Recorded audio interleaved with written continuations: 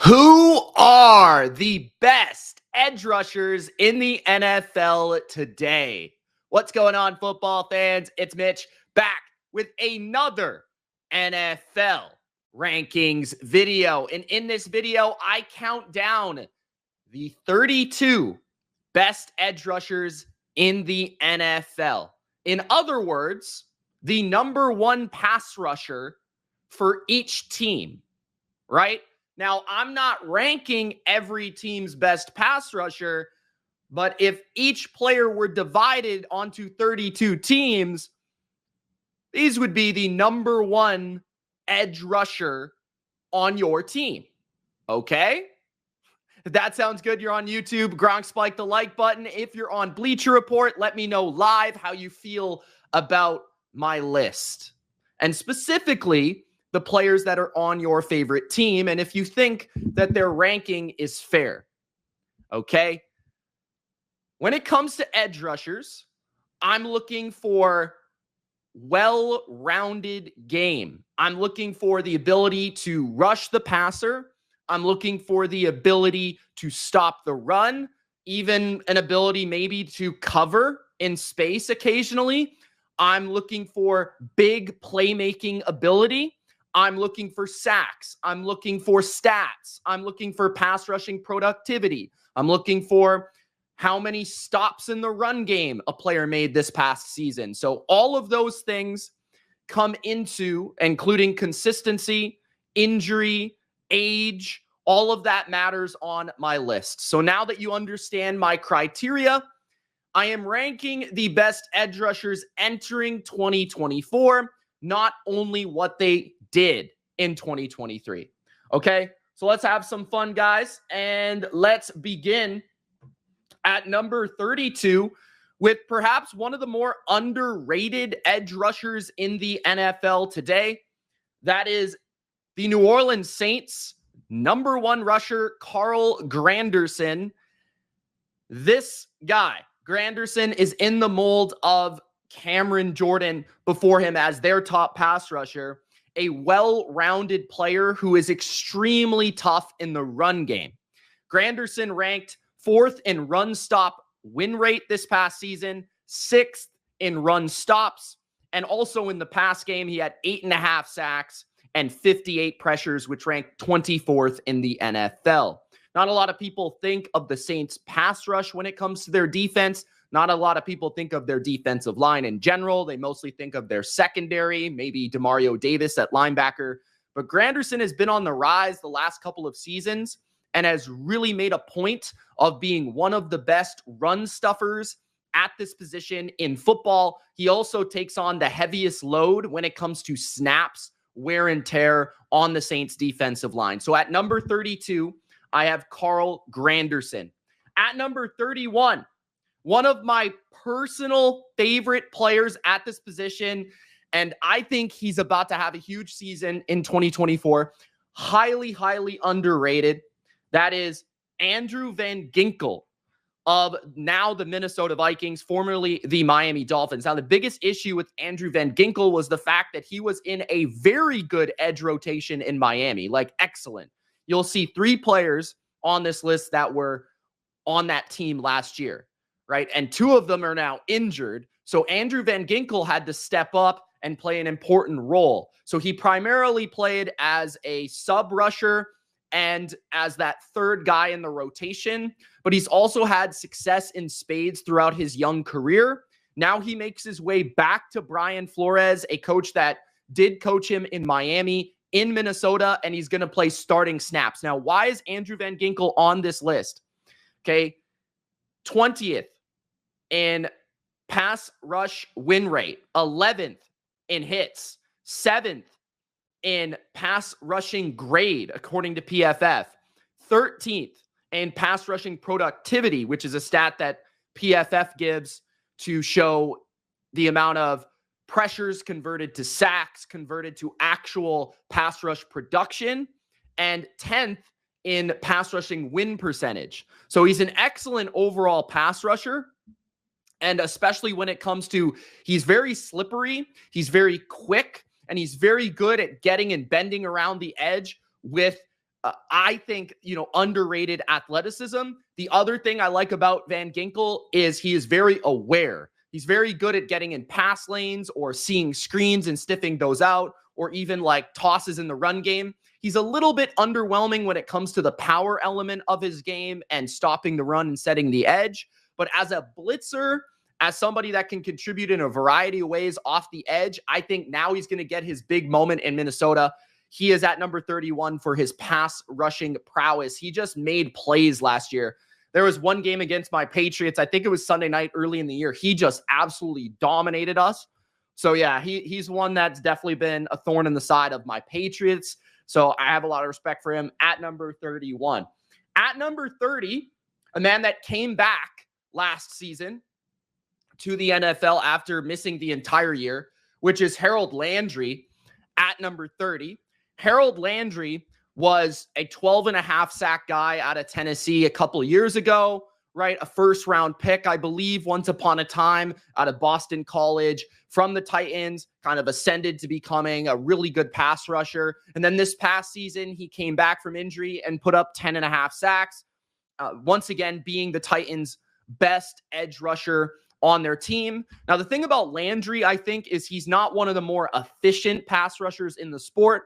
He's more putting up these numbers because of volume and not exactly because of efficiency or a limited amount of snaps. Like if you compare him to Andrew Van Ginkel was much better in a limited capacity than Landry, but Landry is more of a workhorse and he is good in all elements of the game. So he obviously has that pass rushing ability, especially, dipping around the edge, a good usage of his hands. I think he's maybe lost a little bit in terms of the pop off the ball just because of the injury, but I'd expect another year removed from the injury. He might be more explosive this year, but he has that run stopping capability as well, ranking 16th in run stops. He had 70 tackles this year, 10.5 sacks, and he did have 12 in 2021. So there's some sort of consistency to his game as well. And he was 41st in pressures is what I mean about in terms of his pass rushing.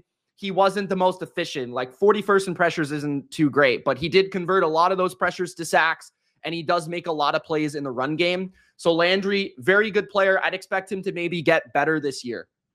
At number 29, the Colts' best edge rusher, in my opinion. Some people may say Kwity Paye, but I think Samson Ebukam had his best season of his NFL career. He's played for the Los Angeles Rams. He's played for the San Francisco 49ers. He signed after playing with the Niners with the Colts, and he had an excellent season this year, especially in terms of his run defense. He's one of the best run defenders at the edge position in the NFL.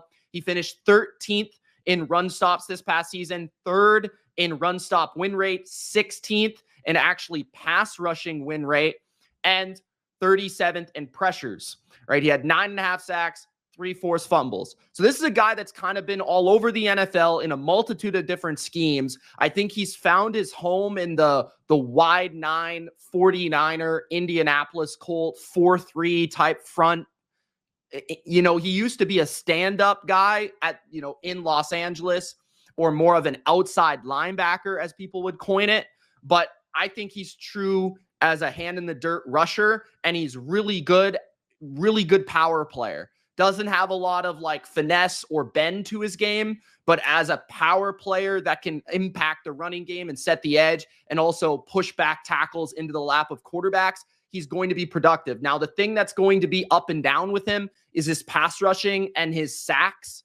This was his best season in terms of sacks in his career with 9.5. I wouldn't expect him to consistently put up about 10 sacks, but what you're going to get is a player that can play a lot of snaps, that can play on all 3 downs, that can be productive in all assets and facets of the game, and is going to be really good against the run. So that's why I have him at number 29. Jadeveon Clowney is at number 28, coming off one of the low-key best seasons of his NFL career. He's just getting much older, and you wonder if he's going to be able to replicate this. But Clowney kind of came back onto the scene last year after kind of having a couple pretty good seasons, but nothing special. He played in Cleveland, he played in Seattle, he's played in Houston, he played in Baltimore now, and then Carolina is his new team, where, of course, he played at South Carolina in college and was expected to be a phenom coming out into Houston, suffered some injuries. But Clowney has always been one of the best run defenders in the sport because he's just so athletic, so explosive, so strong at the point of attack that he's just really hard to move, and he can just get around, tackles or move them out of the way in order to make a stop and set the edge. But he's also been really dynamic throughout his career in terms of pressure packages, blitzing, bringing him on different schemes up front. And that's something that Mike Macdonald really utilized him well with. I don't think he's the most technically refined pass rusher in the world. He's pretty power-based. He doesn't have a lot of tools in his bag, so to speak, but he was excellent at rushing the passer last year and excellent against the run. Like his numbers, 5th in pass rush win rate. He was actually the 3rd most double-teamed player in the sport. I don't exactly know why, but that's according to ESPN. I think it's because of the different, schemes that Baltimore would bring, and he just often was the guy that was doubled. On top of that, he was the best pass rusher on the edge for Baltimore last year. So I guess there is that. He's 9th in run stop percentage last season, and he had 9.5 sacks. So Clowney's been very good for a long time, coming off a great year. He's just getting older, and he's also being removed from the scheme that he was playing excellent in, which is that Mike Macdonald Baltimore defense. He's now going to Carolina under Evero, which is going to be much different. So I'm kind of intrigued to see how they utilize him. He might not be the same player in a different defense, which is what I'm concerned about. But overall, he's proven that he can play in any defense in the NFL. He's played on 5 of them, and he can succeed. So at number 28, Jadeveon Clowney. At number 27, Jermaine Johnson of the New York Jets. This is a young player that a lot of you may not really be familiar with, but Jermaine Johnson was a 1st-round pick by the New York Jets a couple seasons ago. He came on strong this year in 2023. He was the 17th highest graded rusher in the NFL, according to PFF. He was 6th in run stop win rate, which is really where his strength lies. He's excellent against the run, and I think he's going to provide probably a big boost in his play this year. I think he's entering year 3, if I'm not mistaken. And I think because he's so well-rounded in his game and he's mostly a power athlete, although I think he's got a little bit more of a pass rushing potential than I think a lot of other players. He can stop the run and play on the early downs and play against, the power formations of offenses, but he can also contribute as a pass rusher, which means that his ceiling is very high. He was actually my favorite pass rusher in his draft class when he came out a couple of years ago. 6th in run stop win rate, 7.5 sacks, 7 passes defensed. And weirdly enough, with an interception on his resume this past year, PFF graded him as the best edge rusher in coverage last year. I don't know how they get to that, but hey, I don't know. Maybe he was in the passing lanes. And, with 7 passes defense, he's got those long arms, so he's able to get up and bat the ball down. And he did have an interception. He also had a forced fumble. So he just showed his ability to just put stats on the board for the Jets. I would expect his sacks to rise. I'd expect his snaps to rise in 2024. I love the energy, the passion, and the toughness and the grit he plays with. So at number 27, Jermaine Johnson. At number 26, Gregory Rousseau of the Buffalo Bills. Now, the difference for me between Rousseau and Jermaine Johnson is Rousseau's just been a little bit better for a little bit longer. They're pretty similar prospects overall, but Rousseau, I think, is more of the pass rushing variety. He's got a lot of explosiveness, a lot of athleticism in his bag for sure. He's less of the power player that Jermaine Johnson is, but he has also shown he can be well-rounded. I think this past season was his best run defense grade at 11th, according to PFF. He was one of only 3 edge rushers with 55-plus pressures under 400 snaps. He was 24th in win percentage and 13th in PFF grade. So Rousseau is the best pass rusher on the Buffalo Bills, and he is going to be expected to take a massive rise in his performance this year, as obviously they don't know what they're going to get out of Von Miller. They did lose Leonard Floyd. It looks like AJ Epinesa, who is an underrated player, by the way, but he is going to be asked to be more of a starter for them. So there is a lot of pressure on Rousseau to finally become that like true breakout edge rusher. He's been flirting with it for the last couple of seasons. This year was his most well-rounded season of his career. Can he continue that in the upward trajectory in 2024 is the question. At number 25, Zadarius Smith of the Cleveland Browns, a guy that's been doing it for a long time, and I've been a big fan of his game. He's also shown a versatility similar to Jadeveon Clowney to be able to play in a lot of different systems, and I think it's because they have somewhat similar skill sets in terms of they are power rushers that are very strong at the point of the attack, and they're very good against the run and setting the edge. But Zadarius Smith, one of those players that if you only look at his sack number at 5.5 sacks, you would have thought that he fell off. But if you actually look a little bit deeper in how productive he was in the snaps that he was given, right? This guy's a little bit older now. He's in his 30s. So he's not going to be playing every single snap like some other rushers, or some lunatics like Maxx Crosby. But he's still going to be good when he's on the field. And that showed in his numbers. So he was 16th in PFF grade. He was 8th in quarterback hits. So top 10 in quarterback hits, 60 pressures, which was top 20, 9th in pass rushing grade. So overall, as a pass rusher, he was very good. Obviously, he has to play on the opposite side of Myles Garrett. So that's a luxury that not a lot of rushers actually have, right? That ability to face probably single blocks the entire game as the opposite edge rusher. You're never really going to be shaded towards your side. And the thing that I like about Zadarius Smith as well is he's shown an adaptability in terms of he can be somebody that stands up and comes on like different blitzing angles and pass rushing schemes. He can just be a hand in the dirt rusher. And he's shown an ability to use, power or a bit of like spin moves in his game. So he has a bit of like just experience of the bag of pass rushing moves. So Zadarius Smith is at number 25. At number 24, the Eagles actually knew number 2 rusher, but he's been good for a while now, it feels like. That is Josh Sweat. Josh Sweat came off kind of a down year for his standards in terms of sacks at 6.5. But the thing with Sweat is he's always been a player that's more a pressure player than a sack player.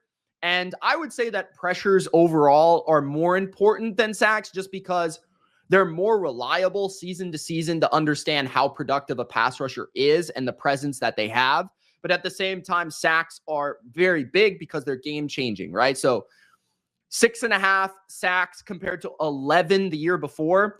But you have to understand that the Eagles defense this year was way worse, right? And then on top of that, the sack numbers last year for the Eagles were just outrageous because they set like a record in sacks.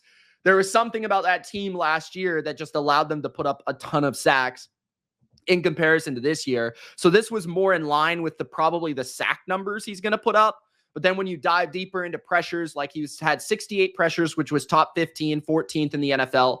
He did have the 6th most quarterback hits in the league, and he was 14th in pass rush win rate. So very good pass rusher, very good bend, and very good. I would say he's more of a finesse player. He does struggle a little bit in the run game at times, but I think as just a get up field, dip the corner and get to the quarterback, Sweat is still a very, very good player. And don't just kind of focus on those sack numbers for the reason that you put him lower on this list.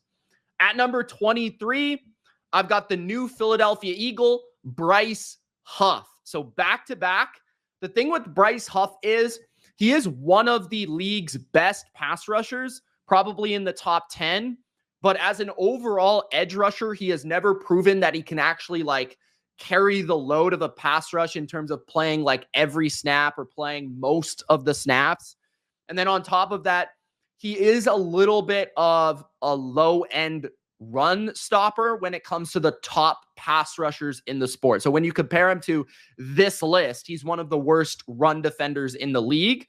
But that's also situational. He's been a situational based player in New York. But when you actually dive into what he's actually accomplished on the limited amount of snaps, you see that he is a dominant pass rusher with rare explosiveness, rare speed off the edge, rare dip and bend ability, and his ability, just in terms of disrupting quarterbacks, is at an elite level in the pass game. And that's the reason the Eagles signed him and decided to move on from Hassan Reddick. And he's younger as well, right? So 8th in pass rushing win rate, 2nd in pass rushing productivity, according to PFF. That's really impressive, right? Only behind, I believe, Micah Parsons. 15th in pressures, 3rd in win percentage, and he had 10 sacks. Even given like the low end amount of snaps that he had, he converted a lot of those into sacks. So Bryce Huff, number 23, a special pass rusher, needs to improve as a well-rounded player, and he would be higher on this list. At number 22, Jonathan Greenard of the Minnesota Vikings, played last season on the Houston Texans, but was when you compare him to Bryce Huff, right? Greenard did have 12.5 sacks. I don't necessarily know how many seasons he's going to have 12.5 sacks. He's always kind of been like a productive, good player, but he's never really had that type of production. He really stood out this season in terms of sacks. And I think him being featured on the opposite side of Will Anderson certainly helped him. Now he's going to be asked to be one of, probably their number one guy, but he will be on the opposite side of Andrew Van Ginkel. And they also drafted Dallas Turner. So they've built themselves a very nice edge rotation there in Minnesota, which will be intriguing and interesting to see how Brian Flores utilizes all these guys in the pass rushing department. But Greenard is more of a well-rounded player. Like if you compare him to Huff, he was 6th in pass rush win rate, which is very nice, and with the 12.5 sacks, but he was also 16th in run stops, right? So he showcased that he could play and make stops in the run game and also, grind for sacks in the pass rush department. He's more of like, to me, an effort pass rusher. He's good with his hands. He's good with technique. And he's hungry to get after the quarterback. I don't think he's the most special in terms of athleticism or raw dip ability to get around, Von Miller type style. 37th in pressures also speaks to kind of like he put up a lot of volume this year, but he wasn't exactly the most efficient. So at number 22, a really well-rounded edge rusher that deserves the payday. He's young. He's just entering his prime now. New scheme for him, but was very good. The last 2 years, you saw him on the rise. In this past season, he really came into a really good player. So at number 22, Jonathan Greenard.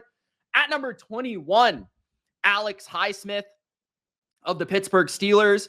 Alex Highsmith, another really well-rounded player. And last year, people would say, he had a better season. But actually, if you look at all of the numbers outside of just sacks, I think you could argue he had a better year this year. So obviously, he's put together a couple of campaigns now where he's been a darn good edge rusher.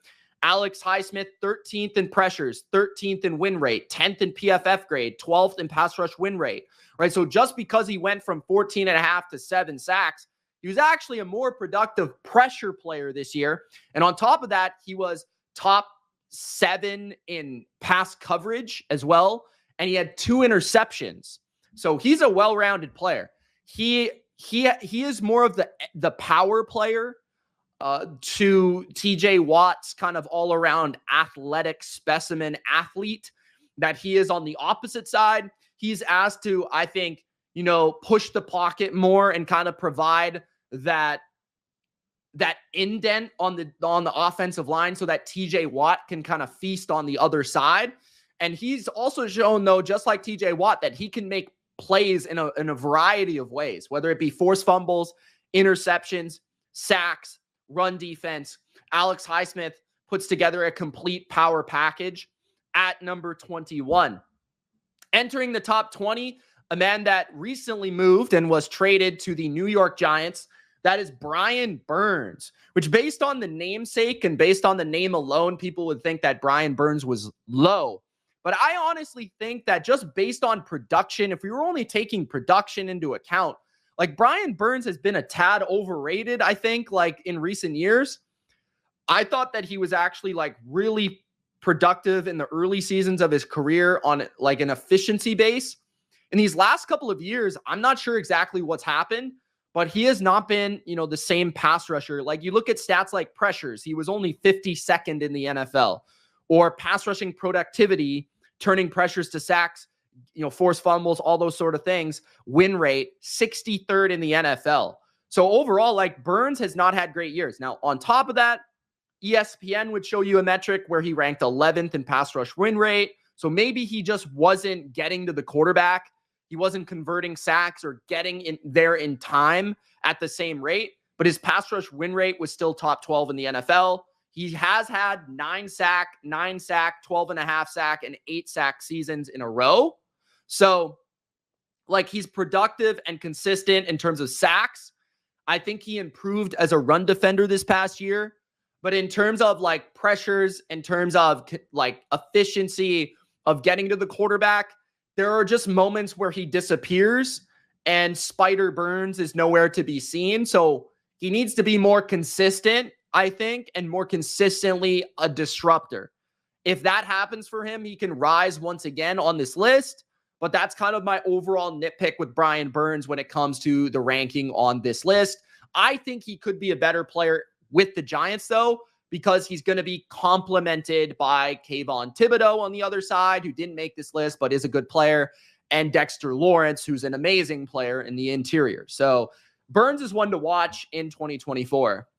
At number 19, Montez Sweat of the Chicago Bears. I think the most impressive argument for Montez Sweat is what he was able to do and how much he uplifted the team that he went to in Chicago. And for that reason, I may even have ranked him higher. But, when you compare his stats to others, they're not the most impressive. Like 12.5 sacks is definitely impressive. I think that might have been the best total of his career. And he was also 18th in pressures, right? But his win percentage was only 42nd. His pass rushing productivity was only 38th. So there's some numbers that say that he was excellent in the pass rushing department. Some numbers that say he could have been better. So overall, take that with a grain of salt. But he did lead Chicago in sacks, and he only joined the team in October. And he had, I think, 6 sacks with Chicago, or 6.5 sacks with Chicago, which ultimately led the team, which kind of goes to show the desperation that Chicago had in getting a pass rusher. Like if a player that joins your team in October is leading your team in sacks, that's probably not the most ideal situation. So the thing I like about Sweat is I think he's pretty well-rounded. He's an excellent athlete. He can chase down, quarterbacks or run players, let's say receivers, running backs regularly. Like he's got insane burst and speed in the backfield. He's got really rare power to his game, despite he looks more like he's more, I guess you would say, built than he is wide. He's kind of like more of a linear edge rusher. He doesn't exactly have like the powerful, strong legs or the thickness to him that some guys have, but he's more of like a straight ahead speed guy. And so I feel like Sweat is actually probably going to have the best season of his career next year with Chicago, because I think he'll be featured in that defense primarily. When you talk about Washington, they had Chase Young there, they had Jonathan Allen there, they had Deron Payne. So he wasn't taking on, the hone in on their game plan. So to me, at number 19 is Sweat. At number 18, Motor. Yeah, absolutely. I agree with the commenter. At number 18, Joey Bosa. Joey Bosa is number 18, who's consistently the most difficult player to rank because he's always hurt. But then when you watch him play, he's really good. So like, it's kind of like, okay, where's availability lie in this conversation? If he can get back healthy, I think he's probably in the top 15. I don't think he's quite the player he was like at the beginning of his career, where he was like one of the best edge rushers, like top 7 in the NFL, maybe even top 5. But I do feel like he's still very good. Like 6.5 sacks in 9 games. It is really impressive. He was top 20 in pass rushing grade, according to PFF. He was 21st in win percentage. And he's also very well-rounded, just like his brother, 5th in run stop percentage. So with Joey Bosa, like he could pretty much play in any defense. He's good on all three downs in every situation. He's more of a speed to power rusher than he is like a bendy pass rusher. But I think that he is a good player when he plays. It's just a matter of staying on the field. And I'd love to see him play with Khalil Mack consistently, because that could be a terror of a pass rush, especially after diving into some of these stats. I mean, they could really become a dominant duo in the NFL, maybe even the best duo in the NFL at their peak. So at number 18, Joey Bosa. At number 17, a guy that had a really good season last year and kind of a bounce back, so to speak, Bradley Chubb. Now, Bradley Chubb is injured, and he's going to be coming back from a major injury. But when you look at what he did last year, he was extremely impressive across the board in all aspects. So statistically speaking, 9th in pass rush win rate, 8th in run stop win rate. He was only one of like 4 or 5 players that were on both lists. I think Will Anderson, Nick Bosa, Maxx Crosby maybe, and like Myles Garrett were like the only other players that were on both lists. So just to be featured on both lists is pretty impressive. He was 12th in pressures. He had 6 forced fumbles, which led the NFL. He had 11 sacks, and he had 73 tackles. So he stuffed the stat sheet across the board, providing that he is a very well-rounded player. Now, I think the reason he's only 17 is because throughout his career, he's been very inconsistent, in my opinion. He's dealt with injuries. He's dealt with, like, one season, he's really productive, sacking the quarterback or rushing the passer. Some seasons, he's down. So, like, he's been a little bit more inconsistent than the guys above him, in my opinion. So that's kind of the reason he's at number 17. But I love his power element of his game, which allows him to set the edge well in the run game and also be a contributor as a pass rusher. Once upon a time, he was known as an elite prospect coming out, had some good seasons in Denver, went to Miami, and then kind of felt like he was a little bit overrated going to Miami. They traded for him for like a first-round pick, which felt like a lot. I think it was a first-round pick. It felt like a lot. But ultimately, it kind of paid off in terms of like what he was able to show them this year. So it's just a matter of coming back from that major injury, though.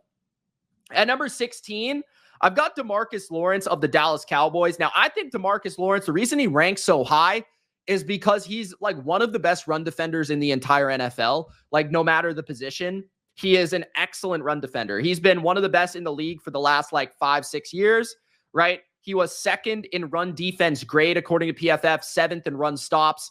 But in terms of an overall pass rusher, he is a little bit underwhelming in terms of statistics. Some of that, I think, is because he is kind of more of the power guy, or more of he's moved around a lot more. Sometimes he plays inside. Sometimes he's kind of like on the backside of Micah Parsons, who's kind of getting free reign to rush the quarterback, while Demarcus Lawerence is kind of more like making sure he contains the quarterback and uses his length to get to the quarterback. Sometimes he's on the interior, where it's obviously less of an advantageous position to be rushing the quarterback. So there's some reason to that, but he only had 4 sacks this year, and he was 37th in pressures, which isn't awful, but it's not like fantastic. So amazing run defender, great length, great size, great power. And very good compliment to Micah Parsons. I believe I rank them as the 2nd best duo, depending on how you kind of preference in terms of, if you put together Parsons and Lawerence, maybe their grade is like the best, but there's another duo that both of them together rank higher. So we'll get to that here in a second. At number 15, I've got Haason Reddick. Haason Reddick, the reason I put him at 15, he's just one of the best sack artists in the NFL. He's been extremely consistent for the past like 4 seasons. So he's had 12.5, 11, 16, and 11 sacks. And there's just not many players that have done that. Like, you might not think sacks is like your favorite stat in the world, right? People might lean towards pressures or whatever. That's your opinion. But to me, like, not a lot of guys do that. 12.5, 11, 16, 11 sacks. And he's done it on 2 different teams, right? Carolina, I think maybe 2 or 3. Carolina, Arizona, and Philly. So to do that in all these different places, I think is really impressive. On top of that, he is slowing down a little bit. I think his peak season was last year when he had 16 sacks, and he was one of the best pass rushers in the sport. Like, I think he was in the top 8 edge rushers last year. But this past season, he isn't the greatest against the run. He's a little bit undersized. He doesn't have the most power to his game. But in terms of his first couple steps to the quarterback and his ability to use quickness to get inside or to get around the corner, he's very, very good. 15th in pressures, 7th in pass rush win rate. So in terms of an overall pass rusher, he's been one of the most productive in the sport. Just has to have a very particular usage because he is pretty undersized. So at number 15, Haason Reddick. At number 14, you could call me biased, whatever you want. I just think that Matthew Judon is like the most underrated edge rusher in the NFL. Every list I see him on, he's way too low, in my opinion. Like the guy had 28 sacks in 2 years, in 2021 and 2022. And then entering 2023, which he ultimately gets injured, he had 4 sacks in 4 games. So he was well on his way to having another like double-digit sack season. And he really doesn't have any flaws to his game. He's got great length. He's got good explosion. He is really good in terms of dipping the corner. He's really good in pass rushing schemes. And like he showed in Baltimore and New England that he can be a contributor in terms of the games up front that pass rushers like to play and working with others to get them production. He's really good at chasing down quarterbacks. He's really good at sniffing out screens. Honestly, like if he were healthy this year, he'd probably be closer to the top 10. But because he is getting older and he did miss like most of last season, I couldn't rank him too high. But again, 4 sacks in 4 games. He did have a safety in one of those 4 games and was 7th in pass rushing productivity in the games that he was featured, which is a very good number. So yeah, he's still number 14. Love Judon, has the best celebration in the league as well. At number 13, I've got Jaelen Phillips of the Miami Dolphins, another guy that got injured. And this one's really tricky because he's coming off an Achilles injury, which could be deadly to his career, but we'll have to see how it goes. He also dealt with injuries, in the past in college as well, coming out of the U. So, Jaelen Phillips, though, I've loved him entering the NFL. I thought he was by far the best pass rusher in his class. I thought he should have been a top 10 pick. Maybe the only reason he wasn't is because of the injury concerns, but 6.5 sacks in 8 games this past year. He was actually first in run stop percentage this year. So in the games that he played, he was the highest run stopper on any team in the NFL. So the highest percentage of run stops on his team, Miami, of any player and of anyone in the NFL. So not only can he rush the quarterback, not only is he a really explosive blitzer, like this guy's first couple of steps is really dynamic and he can just fly to the quarterback. There's some times where he gets a lane on blitzes or things where they move him around because he is a great athlete and he just flies through a gap and he wrecks the quarterback. Like he's got an incredible just jump off the ball. Now we'll have to see how the Achilles affects that. But at number 13, Jaelen Phillips, who is well on his way to having his best run-stopping season of his career. At number 12, Rashan Gary of the Green Bay Packers. Rashan Gary, once upon a time, was featured in my top 10, but he hasn't been available enough and consistent enough to rank there now, but he's still a dominant player with very few flaws. Now, I think the basis of his game is he's super athletic. And primarily when it comes to strength and power, he is an excellent player. But I think he's also very quick as well. But he's just very well-rounded. So 9 sacks this past year. 1 of 2 edges with 60 pressures and less than 400 snaps played, which is a really good stat. Win percentage was 16th. And he actually graded 2nd in coverage among edge rushers. So, showing his range of athleticism there through his coverage grade, but also being a very productive pass rusher. I'd like him to have a season where he just put up like 18 sacks. That would be nice, right? This year, it'll be interesting because he's going to be in a different type of defense, right? They're going to be playing more of a 49er style of defense now, So I'm really interested to see how that helps Rashan Gary put up numbers, because that system definitely does help you put up sacks, pressures, all those sort of things because of the advantageous angles you take in the pass rushing department. So at number 12, I've got Rashan Gary, excellent all-around player at number 12. At number 11, might seem high for the rookie of the year, defensive rookie of the year, Will Anderson. But man, I think this guy is really good and he's going to ascend. Now, his sack numbers aren't super impressive, only 7 sacks. But if you like the pass rush win rate, run stop win rate stats, Will Anderson was 2nd in run stop win rate and 3rd in pass rush win rate. So that's the highest of any player collectively, right? That's 5, if you combine the numbers, right? So, Will Anderson is a dog. And what I love about Will Anderson is his motor is top notch. His motor is top notch in the run game. His motor is top notch, getting after a screen pass, the pass rushing. Like, he's not the most physically superior pass rusher in the game. Like, he doesn't jump off the screen in terms of speed, power, or anything like that. He's got really good hands and he just works his butt off, So Will Anderson made a major impact in the run defense of the Texans. They were one of the best run defenses in football. And he was also 5th in double team percentage this past season. A lot of teams took him serious as a legitimate threat. He was 22nd in pressures. So Will Anderson, I could see him ascend to the top 10 in the NFL in 2024 for sure. Just get those sack numbers up and we'll talk. Entering the top 10 at number 10, his teammate, Danielle Hunter, formerly of the Minnesota Vikings, has spent his entire career with the Vikings, is now a Houston Texan. And I think this is going to become arguably the best duo in football, Will Anderson and Danielle Hunter. There's just few edge rushers that have put up the production that Hunter has throughout the course of his career. And he is probably the most impressive looking edge rusher in the NFL at his size, his stature. The guy just looks like he was carved out of stone, right? 4th in sacks this past year with 16.5. He was also 7th in run stops.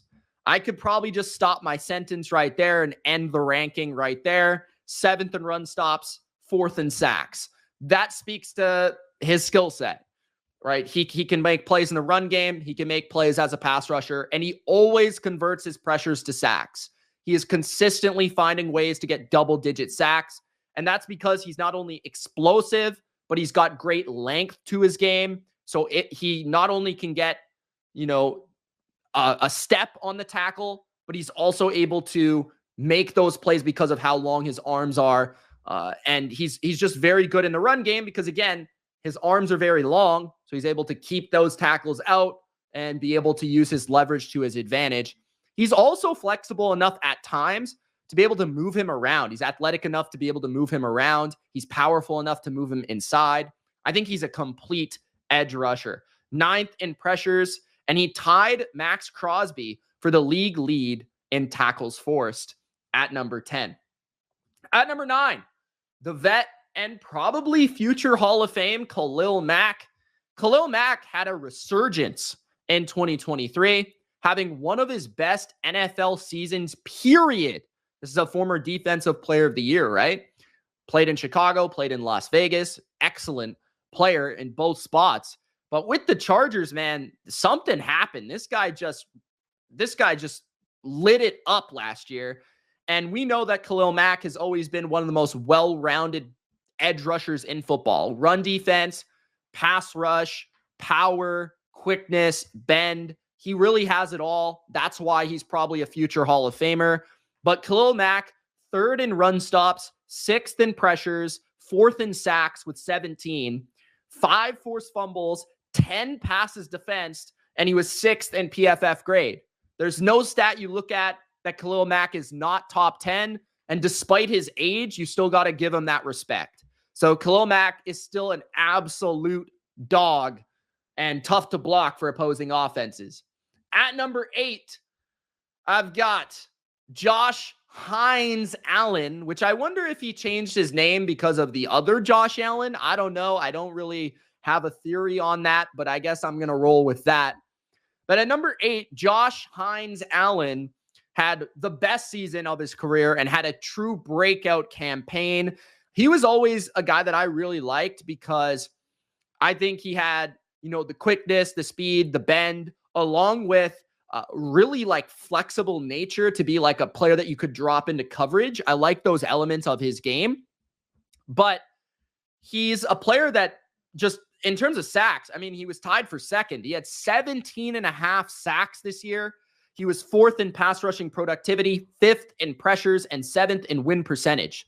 So he just proved this year that he is a top end pass rusher and he is the guy for his defense. Like by far the best player on his defense and probably by far the best player on his team, Josh Allen, right?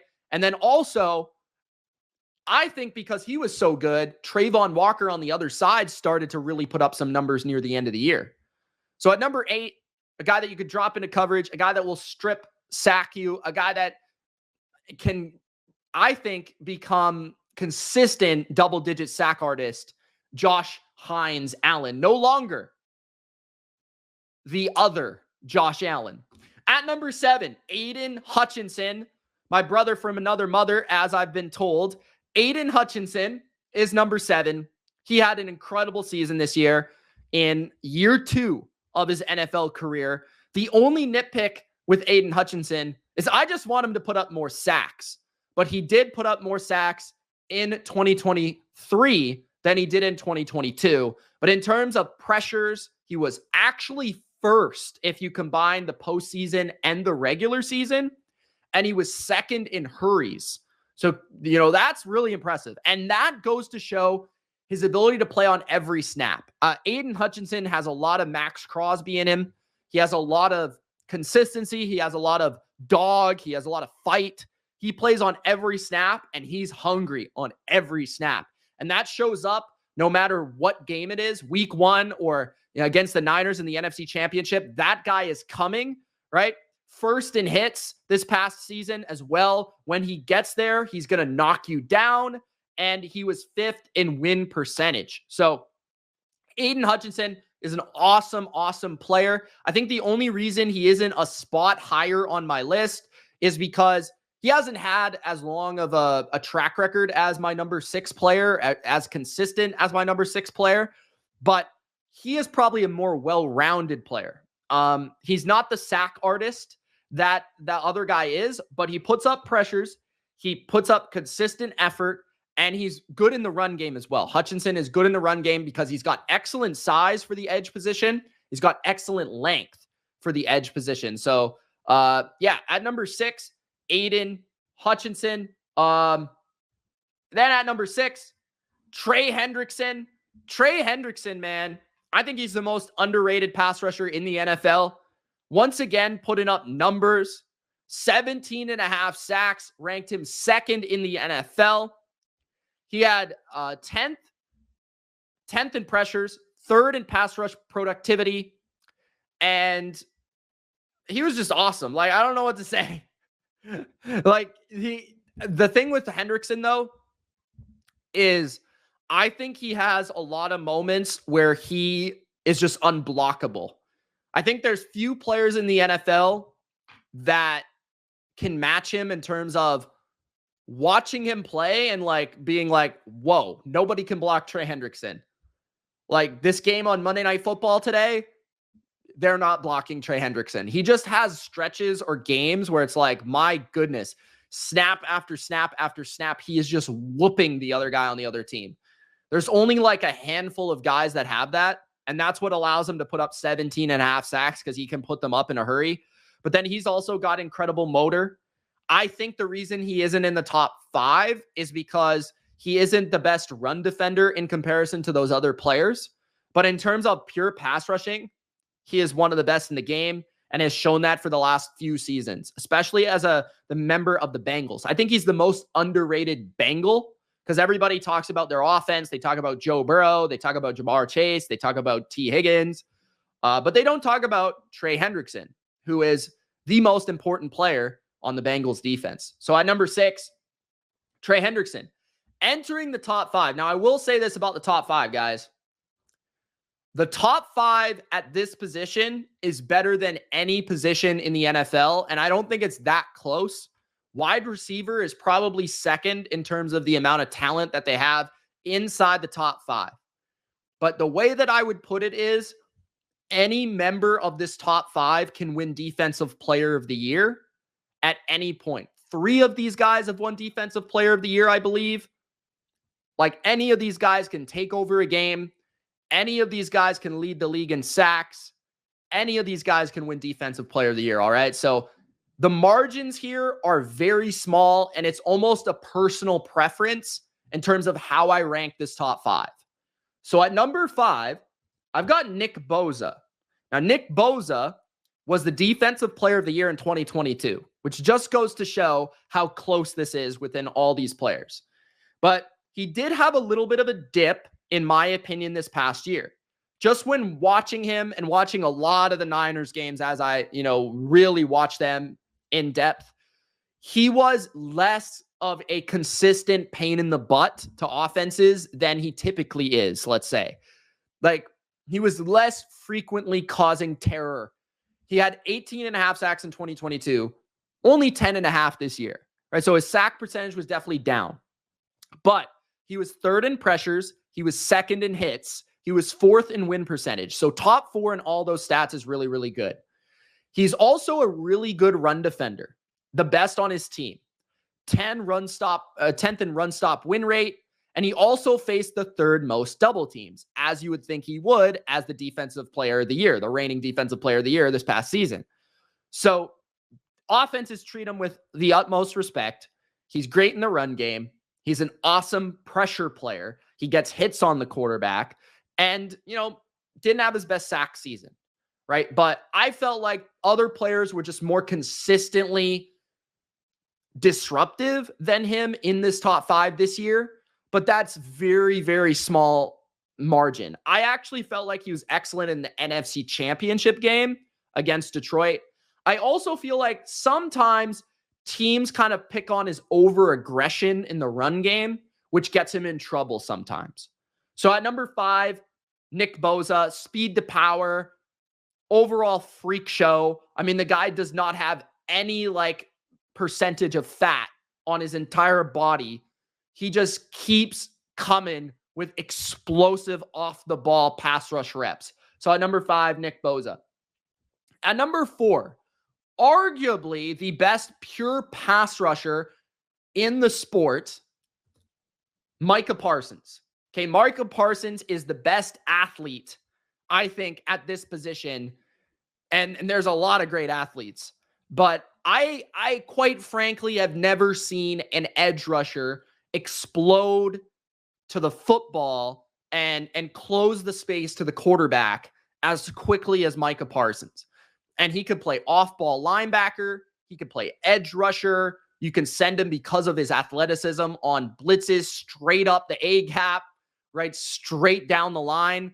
You can also have him just straight up win one-on-ones. And he is one of the most feared players in the NFL. He was 1st in double team percentage this past year. And in terms of pass rushing, number 1 in pass rushing productivity, according to PFF, number 1 in hurries, number 1 in pressures, and 2nd in win percentage in the regular season. Okay, so the thing with Parsons, though, is I think he's, in comparison to the other 5 guys that are truly known as the elite of the elite, he is the most underwhelming run defender in the group. And I think that's because he was an off-the-ball linebacker. So he's just smaller than everyone else. So he's not able to kind of set the edge, play with power, and just absolutely dominate reps in the running game, which I think makes him a little bit susceptible to just be worn down in games. Like, you'll watch the Bills game where they just kept running it at him and kind of wearing him down and not allowing him to really get to where he wanted to be, which was 3rd down to rush the quarterback, right? So it's a really tough conversation with Parsons because he's the best pass rusher in the sport, in my opinion, but he's also somewhat of a limited run defender because he is smaller than some of the best in the game. So at number 4, Parsons. At number 3, my favorite defensive player in the league, Maxx Crosby. I love watching Maxx Crosby because he has the best motor of any pass rusher or any defender in the sport. And he's also arguably the most well-rounded defensive end in the sport, right there, in my opinion, with Myles Garrett.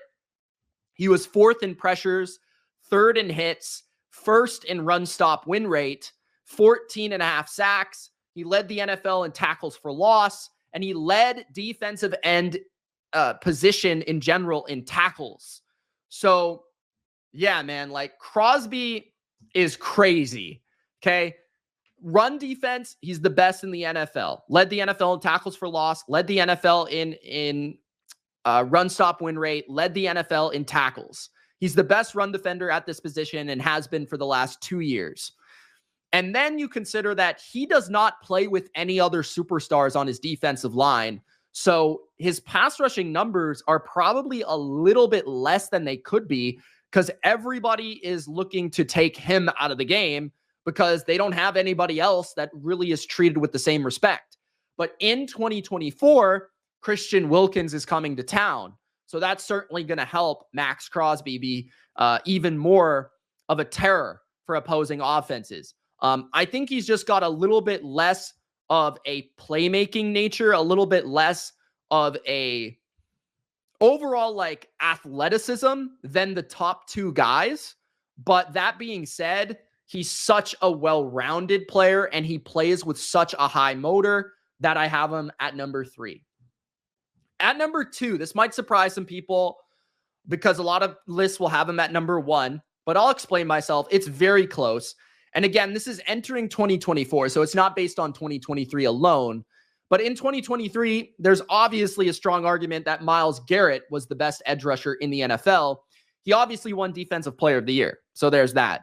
But I think overall, I just have one guy that has been more consistent, like, in my opinion, just better overall, like the last few years, which is why he's number 1.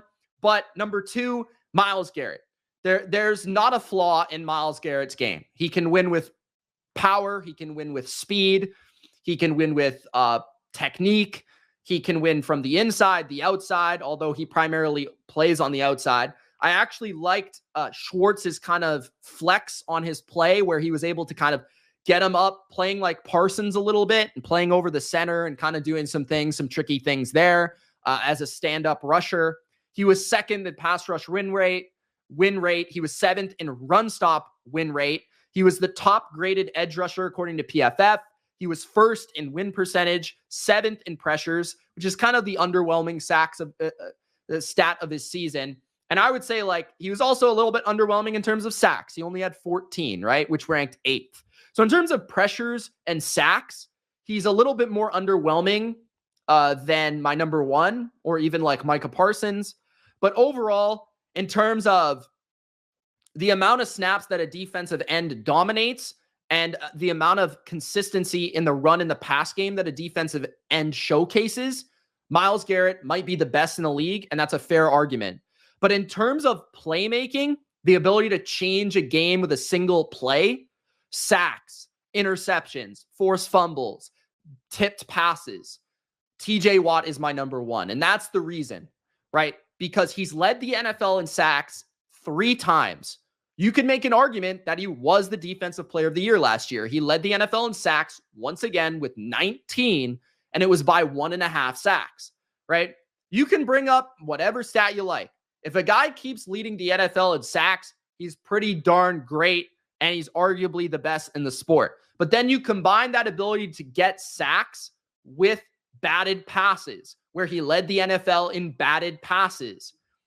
He had an interception. He had 4 forced fumbles. He was 3rd in quarterback hits. He was 10th in run stops, and he was 4th in pass rush win rate. So he is a complete player. TJ Watt can drop into coverage, get an interception. TJ Watt can come from the corner and strip sack you. TJ Watt can rush with power and get inside. He can rush with finesse, quickness, or like little jab steps and get to the quarterback. He is so aware. That is why I love TJ Watt. He is the highest IQ player, in my opinion, at this position. He just has a knack for playmaking. And that's what I look for the most in my pass rushers and my defensive ends. So yeah, there's an argument for Myles Garrett at number 1. I just think that TJ Watt's ability to be a pain in the butt for offenses in terms of it's 3rd and 8.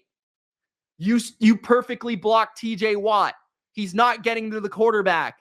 But then all of a sudden he jumps up and he bats the ball down. Like, what is that, right? Like, even when you block him, he still makes that play. So yeah, TJ Watt is just, to me, the number 1 guy, man. I just love this player. I think he's a Hall of Famer and almost as good as his brother. Almost. CT, what's up? J4, thank you. And J4, if you want to ask me a question, you can. Which player potentially will be number 1? I honestly think the way that I look at it is that the top 5, anyone in the top 5 could be number 1. Anyone below the top 5 can't be number 1. And this is where we'll get to our recap graphic here, as Coach Laxer said. So let's take a look at it. So in terms of who could number 1, TJ Watt, Myles Garrett, Maxx Crosby, Micah Parsons, Nick Bosa. Any of those top 5 guys in any given season could be number 1. Maybe even eventually Aidan Hutchinson could join that group. But the way that I look at it is, this is the strongest top 5 at any position in the NFL. And I'd argue that as long as I've been watching football, this is the strongest top 5 edge rushers that I've ever seen at any point of watching the NFL. That's my personal opinion. But yeah, they're incredible. Okay. So Chris Jones isn't an edge. He's a defensive tackle. So that's why he's not on the list. He will be on the defensive tackle list, which I won't be doing for Bleacher Report, only for the Bottom Line View. So if you want to subscribe, go check that out. All right, so let's go over the top 32. So at number 32, I've got Carl Granderson, underrated Saints edge rusher, who's one of the best run defenders in the sport.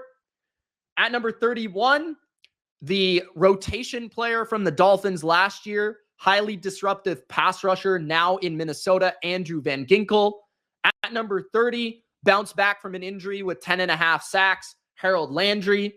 At number 29, a well-rounded, finally breakout season for Samson Ebukam, who got 9.5 sacks and was a top 5 pass rush or run defender in the sport last year. At number 28, the vet who's been on every team in the league, it feels like, coming off one of the low-key best seasons of his career, Jadeveon Clowney. At number 27, a physical freak show who's just getting started, Jermaine Johnson. At number 26, the Bills' big-time pass rusher, Gregory Rousseau. At number 25, the vet that still can, Zadarius Smith. At number 24, a really good pressure player, consistently gets to the quarterback, just struggles sometimes with sacking him, Josh Sweat. At number 23, one of the best pass rushers in the entire NFL and was paid to do that for the Philadelphia Eagles, Bryce Huff. At number 22, 12.5 sacks this past year, top 10 in run stop and pass rush win rate, Jonathan Greenard. At number 21, a great power pass rusher that complements TJ Watt, Alex Highsmith. At number 20, Spider Burns, coming off a little bit of an underwhelming season overall, but definitely has the talent to be near the top 10. We'll see what he does in New York. Brian Burns at 20. Number 19, a fast, freaky Chicago Bear. He led the Bears in sacks, and he didn't get there until October. Montez Sweat. At number 18, the brother of Nick, the older brother of Nick. All he's got to do is stay healthy, Joey Bosa. At number 17, Bradley Chubb. all I'm going to say. Bradley Chubb had a huge bounce back season. He was a top pass rusher, a top run defender, and maybe worth that first round pick trade. At number 16, arguably the best run stopper at his position in the NFL, Demarcus Lawerence. At number 15, one of the most consistent sack artists in the sport, Haason Reddick. At number 14, yes, he got hurt, but he's been one of the best sack artists in the league. Really has no flaws, in my opinion. A really productive pass rusher with the best sack dance in the league, Matthew Judon. At number 13, a young, unbelievable talent at rushing the quarterback, was having the best run-stopping season of his career. Number 1 in run-stop percentage, Jaelen Phillips. Hopefully he recovers from his injury. At number 12, an all-around monster from the Green Bay Packers. Only 9 sacks, but you look at his pressure rate, he was incredible. That's Rashan Gary. Looking forward to a big season in 2024. At number 11, he is close to the top 10.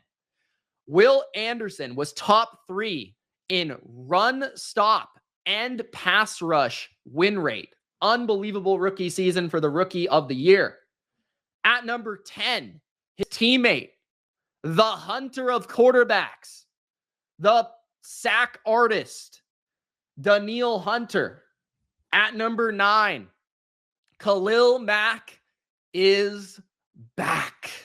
At number 8, he changed his name, but he's still phenomenal. Josh Hines-Allen, second in sacks in 2023.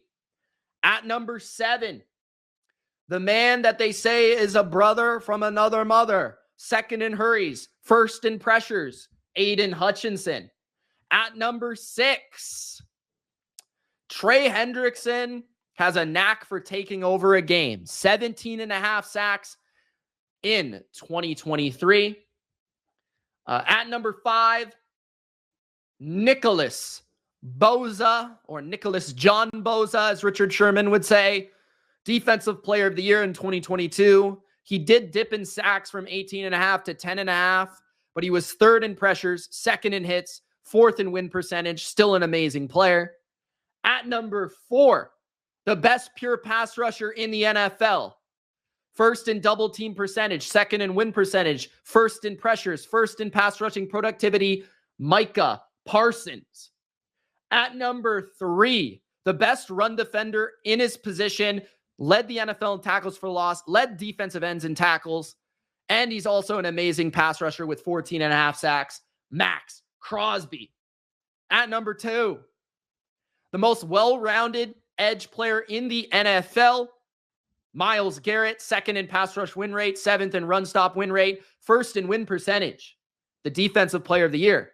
But at number 1, the biggest playmaker at the edge position, has led the NFL in sacks 3 times, led the NFL in batted passes, had 4 forced fumbles in 2023, and could have won another Defensive Player of the Year if they choose, and could win it next year. TJ, the brother of JJ Watt. There it is, guys. There it is. There it is. There it is. How come the chat's getting lit right now after I went through the whole list, bro? What's going on? What's going on with this? What's up, Ducky? How you doing? Debo, what's up, bro? Thank you guys for joining. Appreciate it. Go check out the Bottom Line View on YouTube for more NFL rankings. Follow me here on Bleacher Report for the upcoming live streams, which I have a few more to go in the month of July. And I have a few scheduled for August as well. So excited. Thank you guys for watching. Peace.